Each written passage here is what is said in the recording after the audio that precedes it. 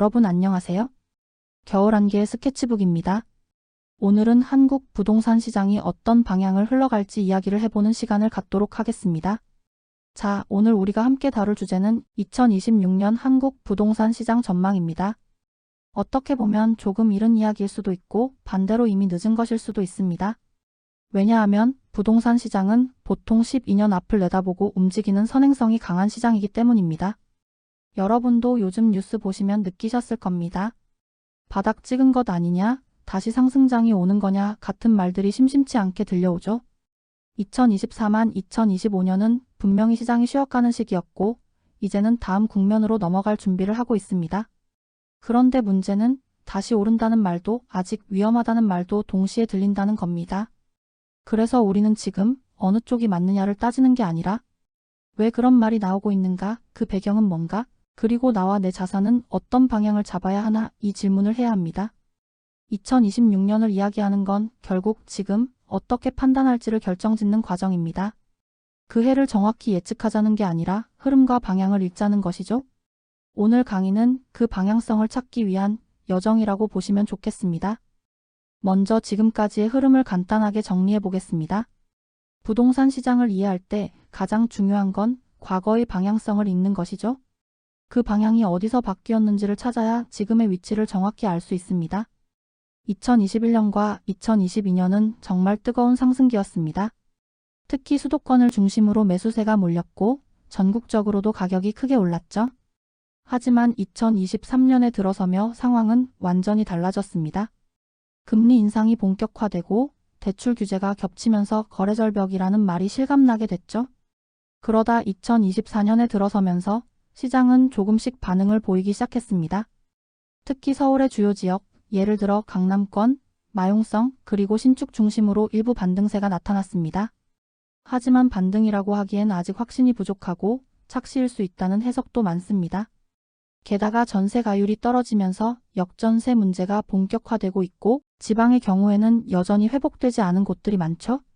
한마디로 지금 시장은 회복과 불안이 공존하고 있는 상황입니다. 그래서 2026년을 전망하기 전에 이 흐름을 정확히 읽고 넘어가는 것이 중요합니다. 그렇다면 2026년을 전망할 때 우리가 봐야 할 주요 변수들은 어떤 것들이 있을까요? 사실 부동산 시장은 굉장히 다양한 요인의 영향을 받습니다. 그 중에서도 몇 가지 핵심 변수는 반드시 짚고 넘어가야 합니다. 첫 번째는 역시 금리입니다. 지금 시장이 가장 예민하게 반응하는 건 바로 금리의 방향성이죠. 미국 연준의 기준금리 정책, 한국은행의 대응, 그리고 실제 대출금리 변화가 시장을 크게 흔듭니다. 두 번째는 정부 정책입니다. 2026년에는 총선이 예정돼 있고 정권의 정책 기조 변화가 예상됩니다. 공급 확대, 규제 완화 또는 강화, 세금 제도 변화 등은 직접적으로 매수매도 타이밍에 영향을 주죠. 세 번째는 인구 구조 변화입니다. 우리는 이미 인구 감소 시대에 들어섰고 고령화와 12인 가구 증가도 뚜렷합니다. 이건 단순히 수치의 문제가 아니라 주거 수요 자체가 바뀌는 문제입니다. 이 외에도 기술 변화, 산업 입지, 외국인 투자, 도시 재편 같은 요인들도 있습니다. 결국 이 변수들이 어떻게 조합되느냐에 따라 2026년은 상승기가 될 수도 있고 재조정기가 될 수도 있는 거죠. 지금부터 우리가 다룰 2026년 부동산 전망은 몇 가지 전제 위에 서 있습니다. 모든 분석은 이 전제가 어떻게 맞아떨어지는지에 따라 달라질 수 있습니다. 먼저 금리입니다. 현 시점에서 보면 기준금리는 이미 고점을 찍었고 2025년 중반부터는 서서히 인하 사이클에 들어설 가능성이 높습니다. 물론 급격한 인하는 어려울 수 있지만 최소한 상승 리스크는 줄어들었죠. 다음은 인구 구조입니다. 인구는 계속 감소하겠지만 수도권으로의 집중은 오히려 강화될 가능성이 높습니다. 지방 중소도시의 공실 증가, 주거지 선호도 변화 등도 이 맥락에서 이해해야 합니다. 또 하나는 정부의 공급 기조입니다. 지금 정부는 서울 정비사업, GTX 등과 연계된 주택 공급에 적극적입니다. 2026년 총선 전후로 정책 방향은 조금 바뀔 수 있어도 전반적인 공급 확대 흐름은 이어질 것으로 보입니다. 이런 전제들을 바탕으로 우리는 이제 지역별 분석, 정책 분석, 그리고 실전 투자 전략으로 넘어갈 수 있습니다. 지금부터가 본격적인 전망의 시작이라고 보시면 됩니다. 자, 본격적인 전망의 시작은 금리입니다. 지금 한국 부동산 시장에 가장 큰 영향을 주는 변수 중 하나죠. 2022년 이후 기준금리는 빠르게 올라 3.5% 수준까지 도달했고 그 여파로 대출 이자 부담이 급증하면서 매수 심리도 빠르게 위축됐습니다. 하지만 2025년 하반기부터는 분위기가 달라질 가능성이 있습니다. 한국은행은 물가 상승률이 목표치 근처로 안정되면 금리 인하를 검토하겠다는 입장을 밝혔고 시장에서는 2026년 상반기에는 본격적인 금리 인하 사이클에 진입할 수 있다고 전망하고 있죠. 그렇다고 해서 금리가 갑자기 1%대로 떨어지진 않을 겁니다. 다만 고금리 리스크가 해소된다는 인식이 시장 전반에 퍼질 경우 부동산 심리에도 일정 부분 긍정적인 영향을 줄 수 있습니다. 여기서 중요한 건 속도입니다. 천천히 내려가면 실수요자와 투자자들이 단계적으로 움직이겠지만 급하게 내리면 시장은 단기적인 급등 후 조정으로 이어질 수도 있습니다. 따라서 우리는 단순히 내린다를 보는 게 아니라 언제 얼마나 어떤 속도로 바뀌는지를 유심히 살펴봐야 합니다. 이번에는 인플레이션, 즉 물가 상승과 실질 구매력의 관계를 살펴보겠습니다. 우리가 부동산 가격을 이야기할 때는 단순한 숫자 상승보다 실제로 어느 정도 가치를 가지는가를 보는 시각이 필요하죠. 먼저 흐름부터 정리해 보겠습니다. 2022년과 2023년은 글로벌 인플레이션이 정점을 찍은 시기였습니다. 러시아-우크라이나 전쟁, 공급망 병목, 원자재 가격 폭등 등이 겹치면서 미국, 유럽을 포함한 주요국의 물가 상승률이 59%대까지 급등했죠. 그런데 2024년에 들어서면서 미국 연준과 한국은행 등 주요국 중앙은행의 긴축 효과가 나타나면서 물가 상승률은 3%대 수준으로 안정세에 접어들었습니다. 그래서 앞으로의 전망은 이렇게 이어집니다. 2025년과 2026년에는 대부분의 선진국이 2% 내외의 물가 상승률로 수렴할 가능성이 높다는 게 시장의 주된 시각입니다. 이게 부동산과 무슨 관계가 있냐면 물가가 오르면 자산 가격도 자연스럽게 높아지기 때문에 우리가 체감하는 10억 원의 가치는 점점 달라지게 됩니다. 과거에는 10억이면 서울 중심 아파트를 샀지만 지금은 외곽 중소형 아파트에 그치는 경우도 많죠. 그래서 실수요자는 가격이 왜 이렇게 비싸지? 라고 느끼고 투자자 입장에서는 오히려 화폐 가치 하락에 비해 자산이 저평가됐다고 생각할 수도 있습니다. 결국 인플레이션은 가격의 기준점을 바꾸고 그로 인해 시장의 합리적 가격 감각도 바뀌게 된다는 점을 이해해야 합니다. 물가 흐름을 잘 읽으면 언제가 실질적으로 유리한 진입 시점인지도 보이기 시작합니다. 자, 이번엔 가계의 소득 흐름을 보겠습니다. 사실 부동산은 자산이긴 하지만 동시에 소득 기반의 소비재이기도 하거든요. 사람들이 부동산을 살 수 있는 건 결국 소득과 대출의 조합 덕분이죠. 그런데 최근 몇 년 동안 소득 증가폭이 정체되거나 실질 임금이 줄어드는 현상이 나타났습니다. 특히 2030대 청년층 그리고 자영업자들의 체감 경기는 굉장히 안 좋았죠. 하지만 2025만 2026년으로 넘어가면서 산업 구조 재편과 디지털 중심 고용 확대 등으로 고소득 직군의 양극화가 더 뚜렷해질 가능성이 큽니다. 결국 시장에서 아파트를 매수할 수 있는 실질적인 수요층은 줄어들지 않습니다. 다만 그들이 선택적으로 움직인다는 점이 중요하죠. 이제는 무조건 매수의 시대가 아니라 내 소득 수준에 맞는 타이밍과 위치를 골라 들어가는 전략의 시대입니다. 소득이 곧 수요를 결정한다는 가장 기본적인 명제를 다시 떠올려야 할 시점입니다. 부동산을 이야기하면서 환율과 외국인 자본은 자칫 놓치기 쉬운 변수입니다. 하지만 글로벌 자본 흐름은 점점 더 민감하게 반응하고 있고 특히 서울 핵심 지역의 경우 외국인 투자자 유입이 점점 늘고 있죠. 2023만 2024년에는 원화 약세가 심화되면서 미국, 중국, 싱가포르 자본의 움직임이 조용히 진행됐습니다. GTX 라인 중심의 투자나 강남권 재건축 구역 등에 법인 명의로 매입하는 사례도 꾸준히 늘었죠.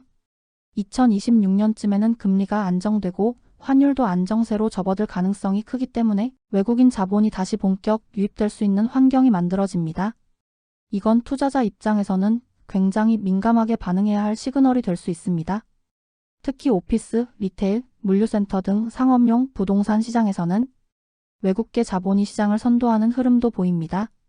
개인 투자자들도 이제는 국내 수요만 보는 시대에서 벗어나 글로벌 자본 흐름까지 고려하는 투자 전략을 세워야 할 시점입니다. 마지막으로 심리 지표를 살펴보겠습니다. 시장 참여자들의 심리, 특히 매수 심리와 기대감은 단기적인 가격 흐름을 결정짓는 데 굉장히 중요한 역할을 합니다. 한국감정원의 주택 매매 심리지수를 보면 2023년엔 극도로 위축되었다가 2024년 중반부터는 100선을 회복하기 시작했죠. 100 이상이면 매수 심리 우위, 100 이하이면 매도 심리 우위로 봅니다. 심리가 회복된다는 건 사람들이 이제 바닥은 지난 것 같다는 인식을 공유하고 있다는 뜻입니다. 이건 가격이 오르지 않더라도 거래가 늘어나는 원인이 됩니다. 반대로 심리가 급격히 식을 경우 아무리 금리나 정책이 좋아져도 시장은 움직이지 않습니다. 그래서 우리는 정책, 금리, 소득뿐만 아니라 심리의 온도도 함께 읽어야 합니다. 부동산은 숫자만으로 움직이지 않습니다. 기대와 두려움, 불안과 탐욕, 이 모든 감정이 시장을 이끄는 원동력이기 때문이죠.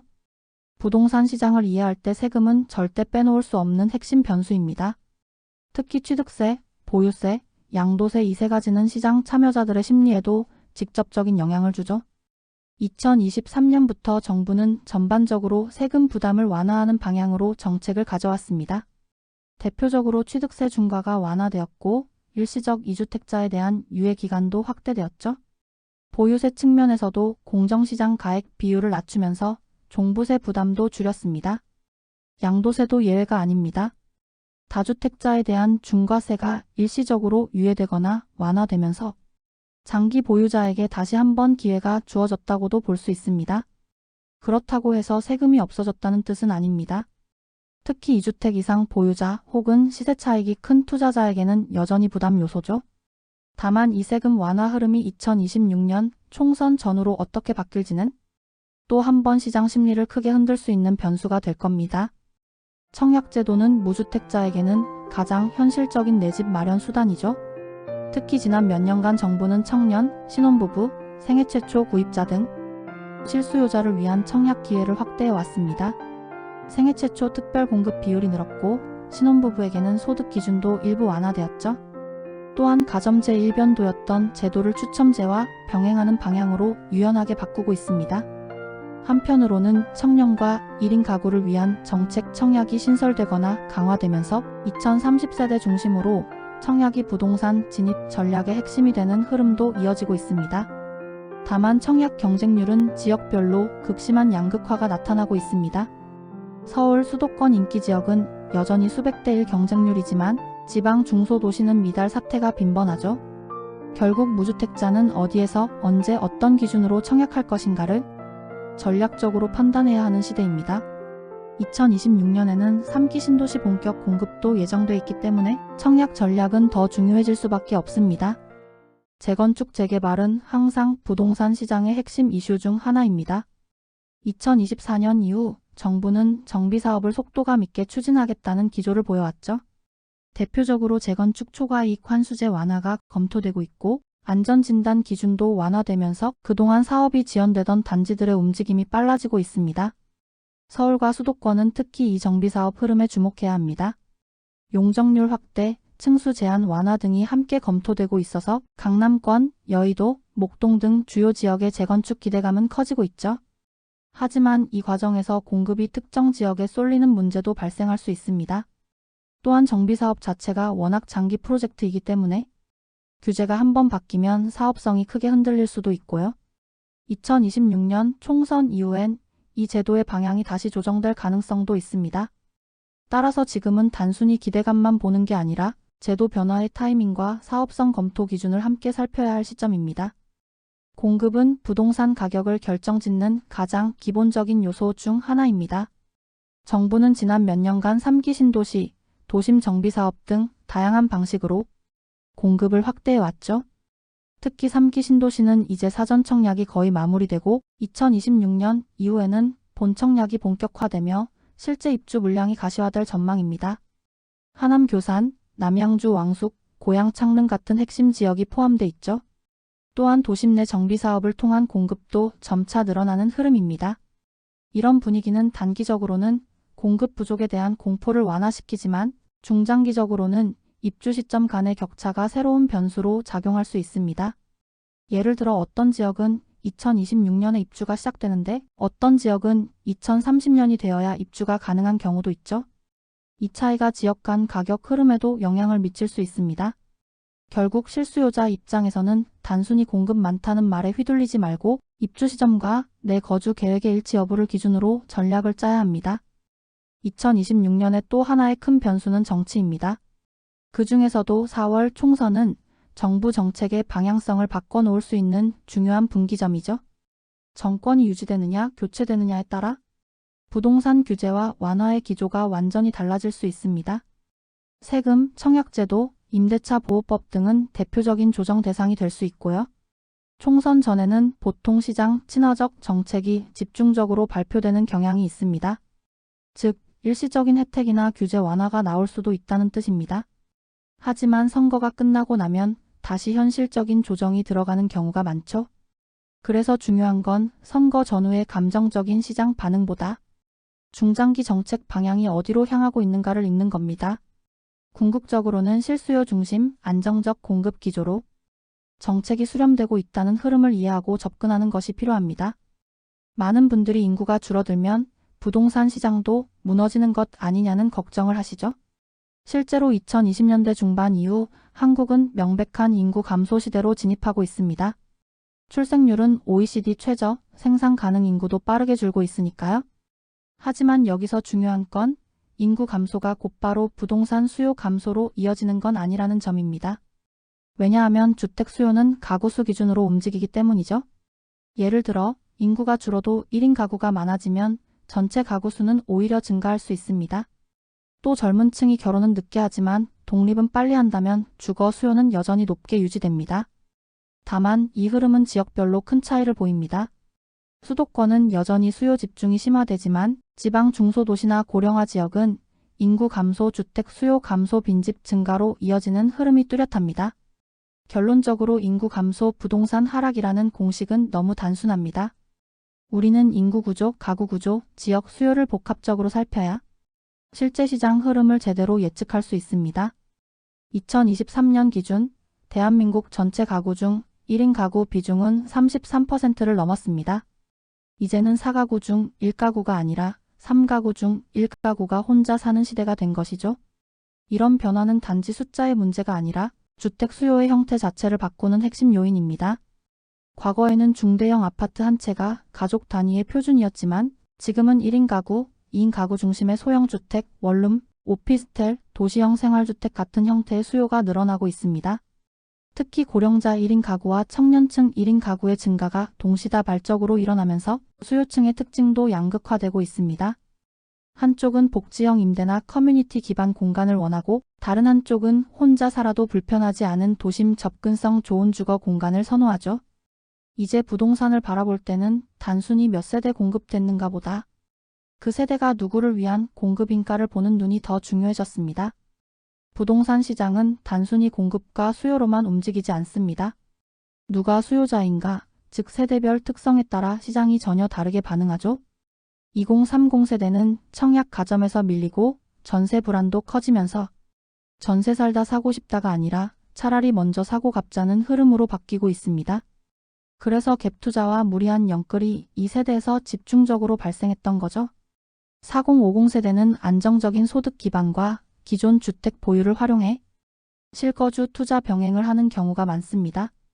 이들은 갈아타기, 세컨드하우스, 자녀 증여용 매수 등 다양한 목적을 가집니다. 60대 이상 고령층은 최근 다운사이징 또는 임대 전환 수요가 증가하는 중입니다.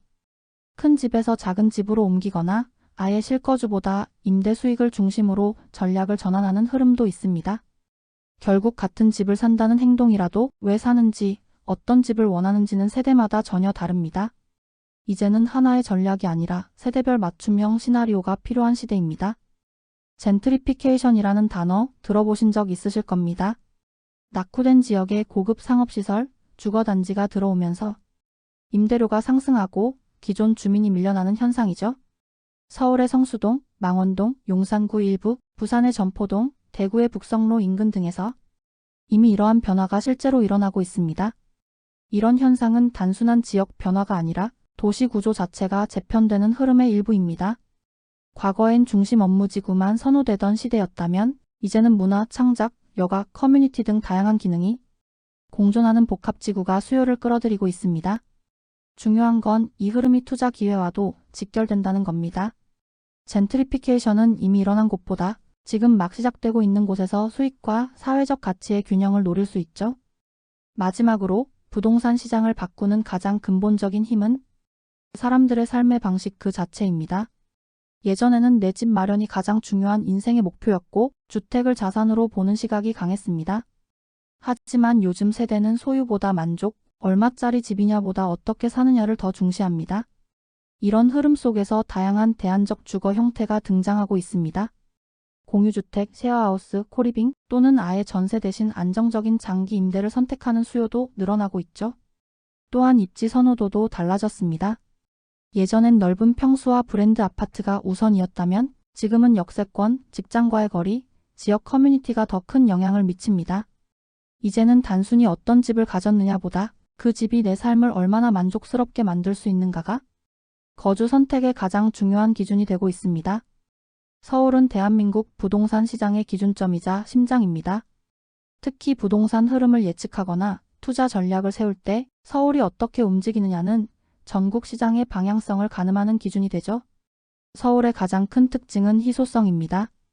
공급이 한정된 데다 학군, 교통, 직장이 밀집된 입지는 늘 동일하기 때문에 수요가 지속적으로 몰릴 수밖에 없습니다. 대표적으로 강남권은 여전히 학군 브랜드 교통 모두를 갖춘 불변의 핵심 입지이고 마포 용산 성동은 신흥 고급 주거지로 위상이 고정돼 가고 있죠. 또한 서울은 정비사업이 시장의 핵심 변수로 작용합니다. 규제 하나의 사업이 중단되거나 활성화되기도 하고 그에 따라 가격이 12년 단위로 크게 요동치기도 합니다. 하지만 중요한 건 서울이라는 단어 하나로 뭉뚱그려선 안 된다는 점입니다. 강남 3구와 외곽권, 비강남권과 구도심의 시장 반응은 완전히 다르니까요. 결국 서울시장은 서울 전체가 아닌 세부 입지별 리스크와 기대치를 분해해서 보는 시각이 필요합니다. 수도권 시장은 서울과 분리해서 볼 수 없습니다. 서울 수요가 넘칠 때마다 이를 받아주는 완충지대 역할을 하기 때문이죠. 특히 GTX 노선 개발, 신도시 교통망 확충 등 접근성 개선은 수도권 시장에 극도로 민감한 변수입니다. 예컨대 수도권 외곽이라도 서울 접근 시간이 2030분 내로 단축된다면 해당 지역의 가치 인식은 완전히 달라지게 되죠. 다만 수도권은 매우 넓고 지역별로 전세가율, 소득 대비 부담률, 입주 물량이 천차만별입니다. 경기 남부권은 판교 광교처럼 고소득, 일자리 중심 수요가 강한 반면 경기 서부나 북부는 입주 물량 리스크가 더 큰 편이죠. 인천 역시 마찬가지입니다. 송도나 청라 같은 신도시 중심지는 여전히 개발 기대감이 있지만 비브랜드 구축 단지는 가격 탄력성이 낮습니다. 그래서 수도권을 하나의 시장처럼 보지 말고 생활권 단위로 나눠서 세분화된 시각으로 접근하는 것, 그게 지금 수도권 시장을 이해하는 핵심 열쇠입니다. 광역시는 서울 수도권과 달리 각기 독립적인 생활 경제권을 형성하고 있습니다. 그래서 전국 흐름과는 또 다른 지역별 특징이 강하게 나타납니다. 예를 들어 대구는 최근 몇 년간 공급 과잉과 미분양 누적으로 가격 조정 압력이 심화되고 있습니다. 공급은 많은데 수요가 받쳐주지 않으니 자연히 하락기에 접어든 셈이죠. 반면 부산은 해운대, 수영구, 남구 같은 핵심 입지, 브랜드 아파트나 바다 조망 입지를 중심으로 상대적으로 방어력이 강한 구조를 보입니다. 광주는 실수요 중심의 보수적인 시장이 특징입니다. 급등보다는 완만한 상승 하락 흐름이 반복되는 편이고 정치-사회적 안정성과도 관련이 있죠. 대전은 세종시와 연결되는 교통망, BRT 개발, 광역철도 계획 등 접근성에 따라 민감하게 반응합니다. 울산은 산업도시 특성상 현대차, 조선업 등과 연계돼 단기 변동성은 크지만 구조적 수요는 유지되는 형태죠. 즉 광역시는 하나로 묶어보기보다 도시마다의 산업 인프라 공급 구조 차이를 이해하는 것이 중요합니다. 중소도시나 군 단위 지역은 부동산 투자 철학이보단 거주지로서의 조건을 먼저 따져봐야 하는 지역입니다. 이 지역들의 가장 큰 공통점은 인구 감소와 고령화입니다. 청년층은 빠져나가고 고령 가구 중심의 정주 인구만 남게 되죠. 그 결과 실수요도 줄고 정비사업이나 개발 수요도 낮아집니다. 또한 정비사업이 어렵고 신축 아파트 공급이 드물다는 점도 중요합니다. 그러다 보니 몇 안 되는 신축 아파트에만 가격이 몰리고 나머지 구축 단지는 거래가 거의 없는 현상도 자주 발생하죠. 다만 산업단지 유치, 혁신도시 이전, 공공기관 이전 등 단기적 호재에 따라 가격이 한번 출렁이는 경우는 있습니다. 하지만 장기 보유 전략으로 가기엔 인구 기반과 수요 지속성이 약하다는 구조적 리스크가 큽니다. 이 시장에 접근할 때는 단기 거주 혹은 정확한 입지 분석에 따른 실수요 중심 전략이 바람직합니다. 우리나라 주택 수요는 여전히 아파트 중심입니다. 관리 편의성, 황금성, 브랜드 가치 등 모든 면에서 아파트는 여전히 선호 1순위죠. 반면 오피스텔, 다세대, 빌라 등 이른바 비아파트 상품들은 시장 반응이 훨씬 더 민감하고 편차도 큽니다. 오피스텔은 한때 수익형 상품으로 각광받았지만 최근엔 청년, 1인 가구 등 실거주 수요가 일부 전환되며 주거용 오피스텔 중심의 흐름이 만들어지고 있습니다. 하지만 다세대, 빌라 등은 관리와 환금성 모두에서 불리한 구조를 갖고 있어서 최근엔 거래 자체가 거의 없는 상황도 많습니다. 이런 상품에 접근할 때는 단순히 수익률보다 탈출이 가능한가, 즉 유사시 언제든 매도할 수 있는 구조인지가 더 중요한 판단 기준이 됩니다. 결국 아파트 대 비아파트는 상품의 차이라기보다는 시장 구조와 수요 흐름의 반영이라고 보시면 됩니다. 부동산 시장에서 금리는 그 자체로 방향을 바꾸는 핵심 스위치 역할을 합니다. 2022년, 2023년은 전 세계적으로 기준금리가 급격히 올라갔던 시기였죠. 한국도 기준금리를 1%대에서 3.5% 이상까지 단기간에 올리며 대출이 있는 사람, 신규 진입자 모두에게 큰 압박을 주었습니다. 하지만 2024년 들어서는 금리 인상 종료, 일부 국가에서는 인하 기조 전환이 나타나고 있습니다. 미국과 유럽 중심의 완화 흐름에 따라 한국도 2025년부터는 금리 인하 사이클에 진입할 것이란 전망이 우세하죠. 여기서 중요한 건 기준금리 자체보다 실제 대출금리, 특히 주택담보대출금리의 흐름입니다. 이게 떨어져야만 실수요자와 투자자 모두 심리적 여유를 갖게 되니까요. 또 한 가지는 금리 하락이 시작됐다고 바로 거래가 살아나는 건 아니라는 점입니다. 기대감이 매수로 전환되기까지는 시차가 존재합니다. 따라서 금리는 시장 반등의 전제 조건이긴 하지만 그 자체만으로 회복을 단정짓기는 어렵습니다. 이후 살펴볼 심리, 정책, 유동성 등의 조건이 같이 맞물려야 합니다. 금리가 자금의 가격이라면 대출 규제는 자금의 접근성을 결정짓는 요소입니다. 2021년 이후 한국은 DSR 총부 채원리금 상환 비율 규제를 중심으로 대출을 받을 수 있는 총량 자체를 강하게 틀어막았습니다. 또한 다주택자에 대한 LTV 주택담보인정 비율도 낮춰 사실상 실수요자 외에는 진입이 어려운 구조가 만들어졌죠. 하지만 2024년 하반기부터는 청년층, 무주택자, 생애 최초 구입자를 중심으로 대출 우대 조건이 다시 확대되는 움직임이 보이고 있습니다. 일부 지역에선 LTV가 70에서 80%까지 회복되는 사례도 있습니다. 또한 다주택자에 대한 규제도 점진적으로 완화되는 분위기입니다. 특히 조정 대상 지역 해제나 양도세 중과 폐지 등과 맞물려 대출과 세제를 동시에 완화하는 움직임이 나타나고 있죠. 이처럼 대출 규제 완화는 실수요자 진입 여력을 회복시키는 효과를 줍니다. 단 그 폭과 속도에 따라 시장 회복 속도도 달라지기 때문에 향후 정책 방향을 주의 깊게 지켜봐야 합니다. 부동산은 대표적인 유동성, 민감형 자산입니다. 시장에 돈이 넘치면 가격이 오르고 돈줄이 막히면 거래가 멈추고 가격이 빠지죠. 2020년, 2021년은 초저금리 정부 지원금 등으로 역대급 유동성 공급기였습니다. 이때는 부동산뿐 아니라 주식, 코인, 미술품까지 전 자산군이 급등했죠. 하지만 2022년, 23년은 긴축기였습니다. 금리가 오르고 대출이 조이자 부동산 거래는 거의 멈추고 가격도 조정되었습니다. 2024년부터는 분위기가 다시 전환되고 있습니다. 주식시장, 비트코인 등 위험 자산 시장이 회복되기 시작했고 이는 곧 자금이 다시 자산 시장으로 들어오려는 움직임을 보여줍니다. 부동산은 반응이 느리지만 유동성이 풀리면 결국 실거래 회복으로 이어지는 구조를 가집니다. 그래서 유동성은 거래 회복의 선행지표로서 매우 중요합니다. 부동산 시장의 심리는 실제 가격보다 더 복잡하게 움직입니다. 때로는 시장보다 앞서 움직이고 때로는 뒤따라 반응하기도 하죠. 최근 몇 년간은 지금 사면 떨어질 것 같다는 심리가 지배적이었습니다. 금리, 대출, 미분양 뉴스가 쏟아지면서 사람들이 매수를 계속 미루고 기다리는 상황이었죠. 하지만 바닥 신호는 생각보다 단순하게 옵니다.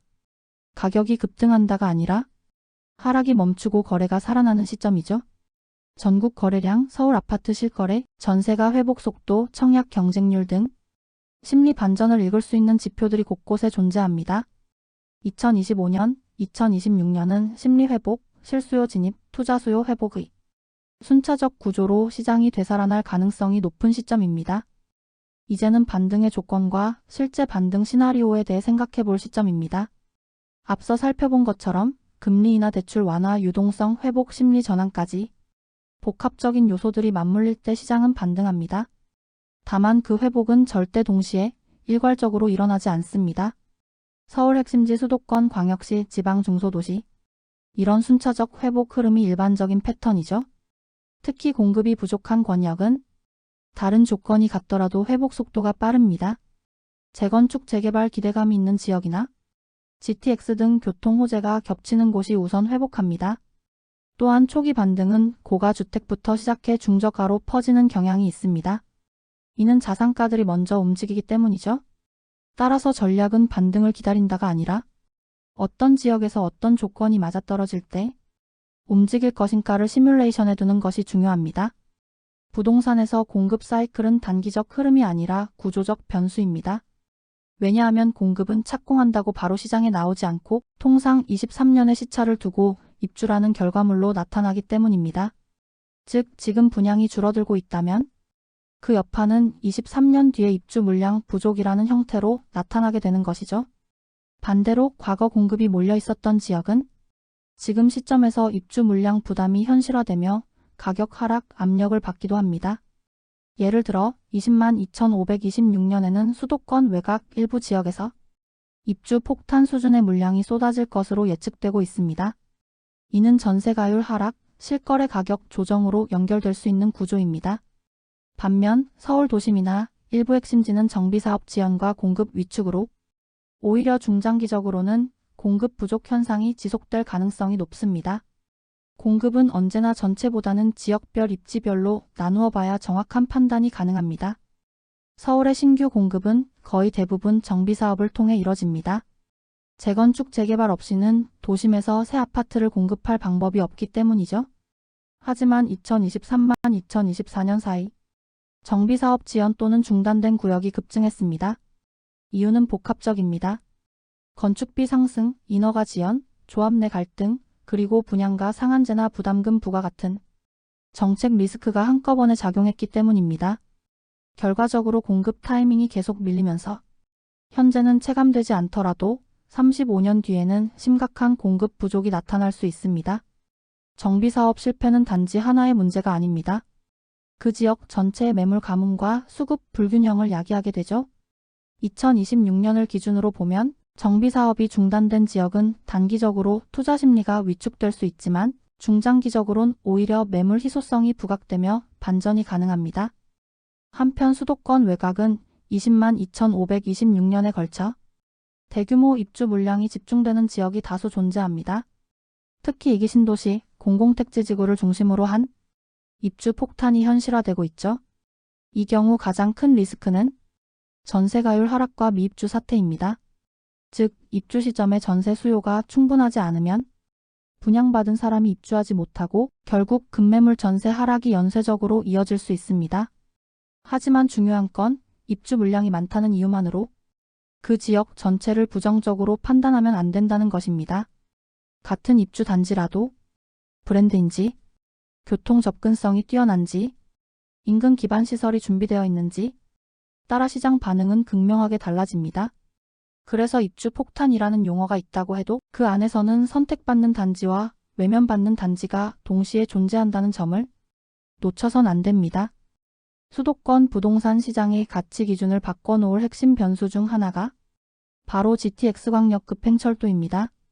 GTX 언호선은 2024년 말 2025년 상반기 개통 예정이며 B신호선도 2027년, 28년 순차적으로 이어질 예정입니다. 이는 수도권 외곽에서 서울 중심까지 출퇴근 시간이 절반 이하로 줄어드는 생활권 대전환을 가져올 수 있는 사업입니다. GTX 개통 예정지는 서울은 아니지만 서울보다 더 빠르게 접근 가능한 지역으로 인식되며 입지 가치 재평가가 이뤄지고 있습니다. 다만 모든 GTX 노선이 같은 의미를 갖진 않습니다. 예타 에비타 당성 조사를 통과했는가? 착공이 실제 진행되고 있는가? 해당 역세권과 실제 단지 사이의 거리, 이런 것들에 따라 실질 가치는 매우 다르게 나타납니다. GTX를 이유로 투자하려는 경우 단순히 계획 노선만 믿기보다는 진척 단계와 역세권 실질 조건을 구체적으로 체크해야 합니다. 마지막으로 살펴볼 공급 구조의 변수는 정부 주도의 지역 균형 발전 정책입니다. 그동안 수도권 집중을 완화하기 위해 혁신도시, 행정도시, 공공기관 이전 등 다양한 시도가 이어졌고 현재도 2단계 공공기관 이전이 검토되고 있습니다. 하지만 문제는 이런 정책이 특정 지역엔 효과가 집중되지만 대다수 지방 중소도시에선 체감 효과가 거의 없다는 점입니다. 즉 청사진은 있지만 기업 이전이나 인프라 구축이 따르지 않으면 생활권으로 기능하지 못하고 결국 실수요가 따라가지 않습니다. 그래서 지방시장에선 단순히 정책이 있다고 해서 선투자에 나서는 것은 위험합니다. 정확하게는 인구 이동 흐름, 산업 입지, 교통망 연결 등이 실제로 이어질 수 있는지를 확인해야 하고 그게 없다면 정책은 계획서에만 존재하는 것에 그칠 수 있습니다. 지금부터는 본격적으로 언제 어디서 어떻게 투자에 접근할지를 살펴보겠습니다. 우선 타이밍입니다. 2024년, 25년은 저점 진입 구간으로 판단됩니다. 금리 인하 기대, 거래 회복, 심리 변화가 맞물리는 시기이기 때문이죠. 반등은 항상 가격보다 거래량이 먼저 움직입니다. 거래가 살아나면 6개월에서 1년 이내 가격 회복이 뒤따라오는 패턴이 일반적입니다. 따라서 실거래량, 전세가 회복, 청약 경쟁률 등을 진입신호로 삼는 전략이 유효합니다.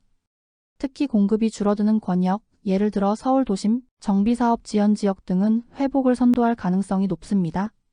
2026년은 반등 본격화 시점으로 예측되기 때문에 지금은 들어갈 준비를 해야 할 때라는 점을 강조드립니다. 입지를 고를 때는 단순히 싼 곳이 아니라 저평가된 강세 입지를 고르는 것이 핵심입니다. 이를 위해선 3단계 필터링이 필요합니다. 첫째, 공급 부족 지역인지 체크해야 합니다. 입주 물량이 몰린 곳은 가격 조정이 더 길어지고 공급이 적은 곳은 거래만 살아나도 반등이 빠르게 이뤄집니다. 둘째, 실수요 기반이 탄탄한가를 봐야 합니다. 이건 직주 근접, 학군, 교통, 생활인프라, 병원 같은 요소죠. 공급이 많아도 실수요가 빠져나가지 않는 지역은 단기 조정이 끝나면 금방 회복합니다. 셋째, 중장기 가치를 키울 수 있는 요소를 체크해야 합니다.